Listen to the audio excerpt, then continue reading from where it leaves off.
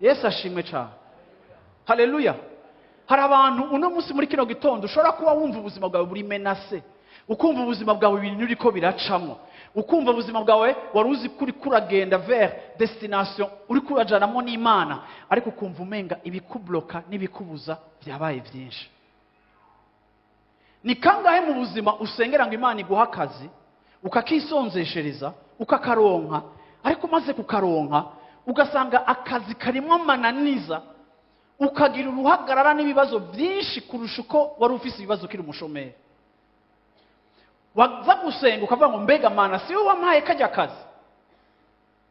Nijya rusengera urugo Imana mu rugo, Imana ikaguha urugo, ariko muri urwo rugo ukahasangamo ibibazo bikomeye, ugatangura kwibaza ngo Mana none ni wowe wampaye urugo canke si wowe warumpaye?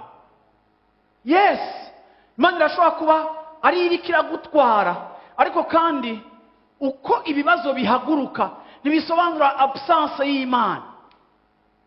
Bibiliya yatubwiye ngo Yesu ngo yasigaye ku butaka, ariko sinzi ko mwasomye kuri uyu murongo ngo Yesu ariko arasenga igihe yari ku musozi, ngo abaravye abona biriko birabagora. Abaravye abona bariko barasoza bibagora. Nimugerageze kumva aba bantu ngo bageze hagati mu kiyaga, Yesu aracari ku musozi ariko arasenga, ariko ni gute Yesu ariko arasenga yari karanababona yuko byabagoye kandi yuko byabanani? Ibi biratwibutsa ngo arakubona. Yesu ashimwe cyane. Bitwibutsa ngo mu byo turimo aratubona. Yesu ashimwe cyane. Yari karasenga ariko yari karababona, yari karabona kaga barimo, yari karabona ubwoba barimo, yari karabona amosozi bariko, yari karabona ukwihebura bariko, yari karabona ubwoba barimo, yari karabona ukuntu byabagoye byabananiye.